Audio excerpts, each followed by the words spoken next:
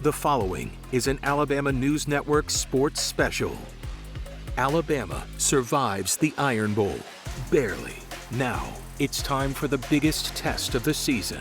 Georgia awaits, top-ranked and undefeated. But Bama is battle-tested, ready to show the world that the tide's ride toward another championship is not over. This is the road to the SEC Championship. Now, here are Adam Soloman and John Longshore. Welcome to our Road to the SEC Championship coverage. I'm Adam Soloman. He's John Longshore. Chris Adams-Wall will join us in a little bit as well. Now, John, we've seen this game essentially coming for weeks and weeks. Your thoughts on us finally getting to this matchup that we anticipated and just this edition of the SEC Championship game as a whole? Yeah, well, the first thing that comes to mind, Adam, is this is the first time Alabama has been an underdog in this game since 2008 when Alabama faced Tim Tebow and the Florida Gators. Another big difference here I see is that this Alabama team has struggled in every SEC game they've played this year except against Mississippi State. Georgia, on the other hand, it's been smooth sailing for the Bulldogs all regular season long. And we'll get to Georgia's schedule and how much they've dominated in a little bit. All right, let's take a look at the next half hour and what we have in store as a whole. Of course, you can plan on hearing from Nick Saban and Alabama, as well as Georgia leader Kirby Smart. The biggest matchup on Saturday, the Alabama offense against that stout Georgia defense, and it wouldn't be an SEC championship game without massive college football playoff implications. John will give his full predictions as well. Now, the 71st meeting between these two schools, the matchup that people have been anticipating after really the first few weeks of the season, it seemed inevitable, and here we are. Nick Saban, Kirby Smart, winner takes the SEC crown and goes to the college football playoff. Loser could potentially go to the college football playoff as well, but we'll get to that a little later. Here's both head coaches.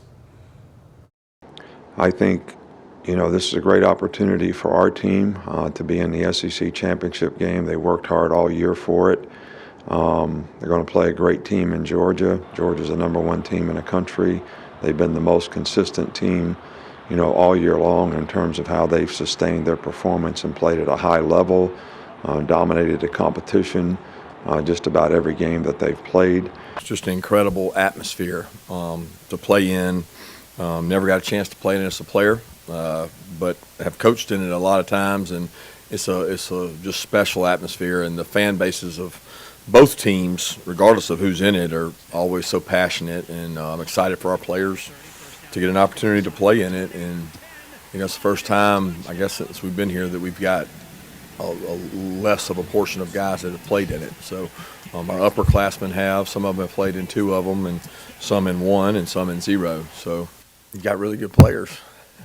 I mean, isn't that what it's about? I always defer to the players in terms of games. I mean, people have just talked about our defense a lot this year, but it's really about the players. It's not about Coach Lanning or myself, or it's about the players. And I've got immense amount of respect for Nick and the job he's done and what he's done in Alabama the time I was there and since I've left. But he'll be the first to admit it's the phone calls Monday through Thursday and the official visits Saturday and Sunday that get the job done in terms of the players. But it does take a complete organization and great leadership, and he's provided that. Now, John, obviously us in the media, we want to talk about the former Nick Saban assistant against Nick Saban once again and the record there. But like he mentioned, the players are what get them here, especially, we're talking Georgia defense. That's some of the best players that we've seen in a long time compiled as a team. And then, of course, Alabama's offense put on a show as well. You're right, Adam, and I think we've seen this game enough that Kirby Smart and Nick Saban know what each other's going to do. Certainly they faced off against one another. Kirby coached for Nick Saban for so many years. So Kirby Smart's right. It's all about the players, who you have talked to Monday through Thursday, the official visits, the guys you've signed, and the impact players that are on your team. We've certainly seen Georgia, particularly on defense. They've got some impact players. We know Alabama does as well. Do they have as many? Well, we'll find out later this afternoon. It's funny how that works, John. You see the recruiting rankings in the offseason, and now they're panning out, and we're seeing these teams play each other with big stakes on the line. All right, time for our first break. A look at the matchup people are waiting for. Like I mentioned before, Alabama's offense against Georgia's defense. We'll break down both sides straight ahead. Welcome back to our Road to the SEC Championship coverage. John Longshore is still with me. I'm Adam Soloman. Now, John, Alabama's defense not been where most people would expect it to be. The offense, though, still near the top in every major category. And it will need to be against the historically good Georgia defense, which allows a national best 6.9 points per game. Next closest is Clemson, allowing twice as many points at 15. Quarterback ability to get them the ball. I mean, they're really elite wideouts, but what puts them over the top is the distributor. You know, he is an incredible athlete, player, decision maker. What he doesn't get enough credit for is when the play breaks down, his skill set to deliver the ball, make people miss, and he sets up rushers. He's like a point guard. He's like an elite point guard that can distribute the ball, and when he's dribbling down the court, he's got the ability to throw it over there, and then he can make you miss. And he almost baits rushers. You know, he sits back there and he's very patient, keeps his eyes downfield, great composure, but he makes those guys even better. Well, I think they've been very good on defense for several years. They were very good on defense last year, too. They got a lot of the guys back that are experienced, you know, in that regard. They play a good system. They have a good scheme. They're well coached, and they have really good players. And they play hard. I mean, they play with, you know, a lot of toughness. They're fast reactors. They're very instinctive. So, you know, they got a combination of a good scheme and really good, well coached, and a lot of good players who make a lot of plays by playing, you know, sort of team defense. You know, they don't mess up a lot. We don't need me to say it, but they're really, really talented, you know, group up front. The whole nation knows that. You know, we have a great challenge ahead of us. You know, I'm excited for it.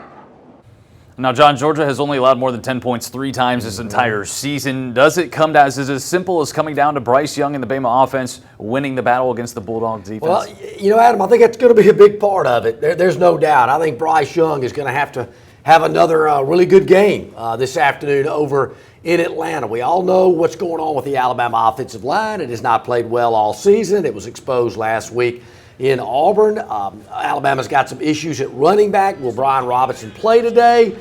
Game time decision, it's sounding like. Trey Sanders has been bummed up as well throughout his entire career. So, yeah, I think Bryce Young is going to be a big part of this. But having Jamison Williams back after the targeting foul last week against Auburn is going to be big to give him another weapon. But, yeah, it's going to be Bryce Young and maybe a couple of big extra wrinkles here, because you're right. I mean, teams have not been able to score on Georgia. And I'm telling you, Adam, if Alabama's going to win this game today, they're going to have to at least be in the 20s. And you know they're going to have to be throwing it all around with the running game not doing well most of the season, let alone against this Georgia defense. Now, this is a different team this year. You kind of just touched on a little bit there, John. We're used to Alabama dominating every team that isn't atop their conference or division. Saban spoke on the Tide escaping with narrow wins against bad LSU, a bad Florida team, as well as the 4 overtimes to now 6-loss Auburn. You know, hopefully our players can stay focused and, you know, play one play at a time and play the next play, whether we had a good play or a bad play, so that we can try to play with the utmost consistency possible in the game and not get frustrated, keep our poise, and, you know, sort of show the same kind of resiliency that we've had to show, you know, this latter part of the season. We just always preach, never give up. I can just speak from, you know, Saturday game. You know, everybody was bought in. You can feel the energy on the sideline. Nobody had their heads down. Everybody had their chin up. You know, we was ready to go to war, you know, when we got in that situation. So I just feel like this team has grown a lot, and it shows that how much everything means to us. Extremely confident. I think we're concerned about ourselves more and playing our best brand of football, knowing that we're going against a really good defense. But I think for us, it's just playing our best brand of football. Also, I think we go up against one of the best defenses every day. So I think, just like I said, on offense, it's just playing our best brand of football.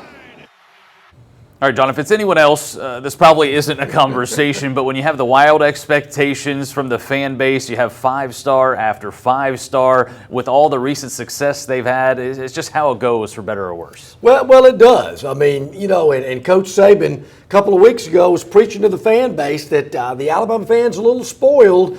They've had some incredible accomplishments, a lot of great championships, whether it's conference or national championships. But, you mentioned they got a lot of guys that went to the NFL last year. Yep. They had to fill a lot of holes, a lot of youth on this football team as well. Injuries have certainly taken their toll.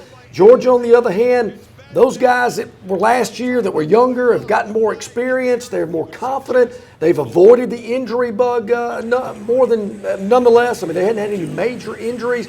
So, you think you're riding high. You think you got these great recruiting classes and everything's going to be wonderful and happy. But there are always a lot of pitfalls that can pop up throughout the season. Alabama has had those. How they face them today after going through all that, going up against a great team, I think we're going to really see just how well coached this team is today and what Saban and his staff have been able to put together for the Dogs. And it could be a double-edged sword when you have these close games. Does it mean your team just maybe isn't as good, or is it your team is good and now they're battle-tested and ready to compete against a good team like Georgia? Adam, you look at the stats, you look at the record, and Alabama's pretty good, 11-1. The stats are right where they normally are, but it's the eye test that people are concerned about. Their eyes are telling them something's not right about this team like they've seen in the last Something's not perfect is what they're looking for, John. Time for another break coming up. Chris Adams-Wall joins us to break down Georgia and just how they got to this point, 12-0. Welcome back to our Road to the SEC Championship coverage. John Longshore, I'm Adam Soloman, and now we're joined by sports reporter Chris Adams-Wall, who will break down how Georgia got to this 12-0 record after watching every snap of Georgia's games against Charleston Southern and Georgia Tech over the last 2 weeks. Chris.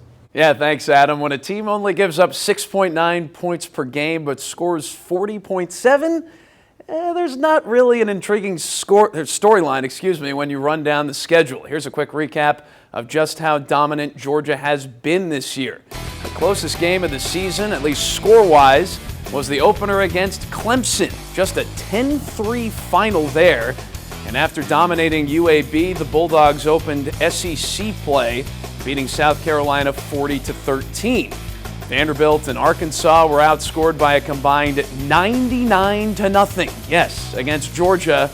The next 2 weeks, Auburn and Kentucky put up respectable performances and losses, and then Florida lost 34-7 as the Gators' season started to fall apart. Georgia was 8-0 at that point. Missouri and Tennessee concluded the SEC portion of the regular season schedule for Georgia.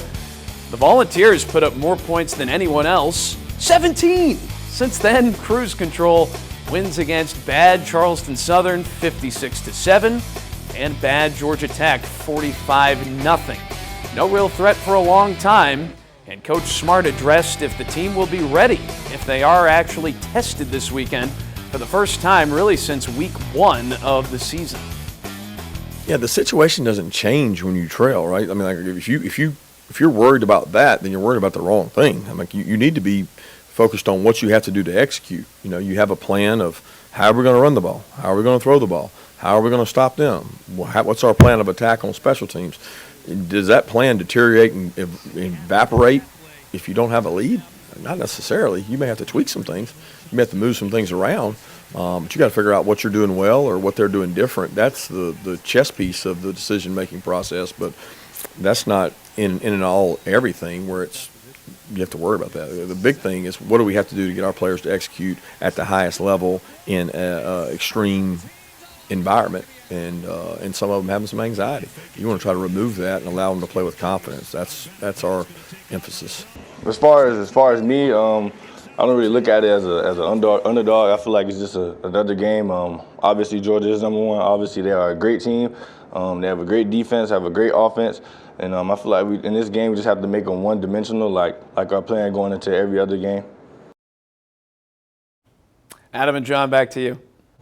Thank you, Chris. All right, John, your thoughts on just how impressive this team has been. We've talked about the defense all show. Everybody talks about the defense, but the offense, no slouch either. Still second in the SEC behind Alabama, scoring 40.7 points per game. And you saw on that graphic just how not close anything has been for this Bulldogs this season, which was what I talked about is they haven't been tested, so maybe if they get tested, we see what happens. Could be a little different. You're right there, Adam, but if you're an Alabama fan and you saw that graphic and you're looking at common opponents that both Georgia and Alabama played, you're going, whoa, watch out, because Alabama had close games against Florida. They had close games against Arkansas, against Auburn. Georgia did not. I know you can't compare scores, but boy, these weren't even close compared to the scores in the Alabama game. So that's got to concern you just a little bit on that side of it. Yet Georgia has been able to put up some numbers. I do wonder about the type of defenses that they have faced. Alabama's certainly strong defensively. They're going to have to be, because there again, I think they're going to have to really shut down Stetson Bennett. They're going to have to shut down this Georgia offense, because they're going to, we know what the Georgia defense is going to do. If Alabama's got to fight the offense and the defense all day, it's not going to be pretty. But if they can shut down, limit Georgia offensively, and they can get Bryce Young to make some strikes, there again, possibly get into the 20s, I think they got a chance to win this game. Do you think that this is an advantage for Georgia, having not played real competition specifically over the last 2 weeks with Georgia Tech and Charleston Southern? I really don't, Adam. I get the sense that this Georgia team is so focused and zeroed in. You've heard the players talk about it. You've heard Kirby Smart talk about it. They've got a lot of team leadership, a lot of alpha dogs. That's one thing we've talked about this Alabama team all year. Besides Will Anderson, who's the alpha dog on this Alabama team? Maybe Bryce Young, but he's so soft-spoken. You just don't get this. He lets his actions speak louder than his words, but you got to have some guys out there that'll get in the faces of these other players and hold them accountable. Georgia's got them. I'm not sure Alabama does. It's time for a quick break. Straight ahead, John will give his keys to victory for both Alabama and Georgia. Welcome back to our SEC Championship Game special as it continues. John, we've heard from the Tide and Bulldogs for the last 20 minutes or so. We've talked offense, defense, the rivalry. Let's turn now to what you think each team will need to do to come out on top. And obviously, we'll start with the team that we're pulling for, Alabama.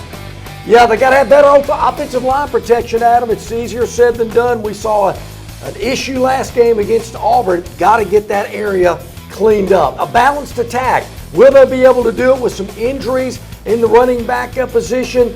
They're going to have to move the ball to the ground. They can't rely solely moving it through the air. I think it needs to be somewhat of a higher scoring game, and what I mean by that, Georgia hadn't had a lot of higher scoring games, particularly their opponents have not scored a lot. And obviously they got to win in the takeaways. They got to be plus in the takeaway category against Georgia. Let's go to Georgia now. Obviously letting the defense do its thing could really take care of everything else, but what do you think the Bulldogs need to do to avoid not winning this game? Yeah, they got to get Bryce Young out of his comfort zone. Auburn certainly did a great job of that for about 58 minutes of the game last week. They've got to match Alabama's scores. If Alabama gets out early, Georgia's got to score again. I don't think Georgia can afford to let Alabama get up 7, 10, maybe 14 points. And, of course, Georgia can't panic. They hadn't panicked all year. No. And if panic sets in, that'll be something that they certainly are not accustomed with. And win special teams. That's something Auburn did a very good job of last week with punts and, of course, with a second-team kicker. Georgia needs to win that area, too. All right, it's time for our final break. Straight ahead, we'll take a look at the college football playoff implications for this weekend, and John will give his final prediction. Welcome back to our Road to the SEC Championship special for the final time. And John, we've mentioned it several times, but it would be an SEC Championship game without college football playoff implications. And this year it could result in both the winner and loser making the Final Four. Let's take a look at what we're dealing with now. The latest college football playoff rankings have Georgia at number 1. Obviously there. Michigan was the big story. They jumped from 5 to 2 after their win against Ohio State. Alabama at 3, Cincinnati at 4, then Oklahoma State, Notre Dame, and Ohio State. By the way, OK State plays Baylor in the Big 12. Alabama loses, they're out, right? They're out, they're done. But if they win, what do they need, or are they guaranteed to go in? Yeah. Is Georgia is guaranteed as well, and we get 2 SEC teams? Yeah, Adam, if Alabama wins the game, they're in the playoff. Georgia's in the playoff as well, unless they're beaten by 50 points, and I certainly don't think that's going to happen. So if Bama wins, Georgia's in as well. I believe Michigan will win. They're in. If Cincinnati beats Houston, they're a double-digit favorite. Are they in? Probably so. That leaves out Oklahoma State or Notre Dame. But I'm telling you, Adam, if Oklahoma State wins, they might leapfrog Cincinnati being in a Power 5 conference. I think that'll be interesting. But if Michigan and Cincinnati and Oklahoma State loses, wow, all bets are off. Right? Then, hey, Notre Dame slips in again. There you go. Wouldn't they like with a new head coach? With a new head all right, John, coach. we've reached the end of our Road to the SEC Championship special. Can we get a final prediction? How do you think it'll play out? Yeah, Adam, I think this game's going to be played at around the mid-40s. I think Georgia will win the game 23-20. They will not cover the point spread. They're a 6.5-point favorite. The total is 50. It'll go under the total.